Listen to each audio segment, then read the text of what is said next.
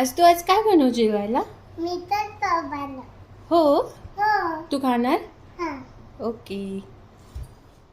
विवेक आज काय बनवायचं जेवायला? काय बनवतात? पावभाजी. नाही पावभाजी नाही. नाशिकची छान मिसळ पाव बनवा. ओके.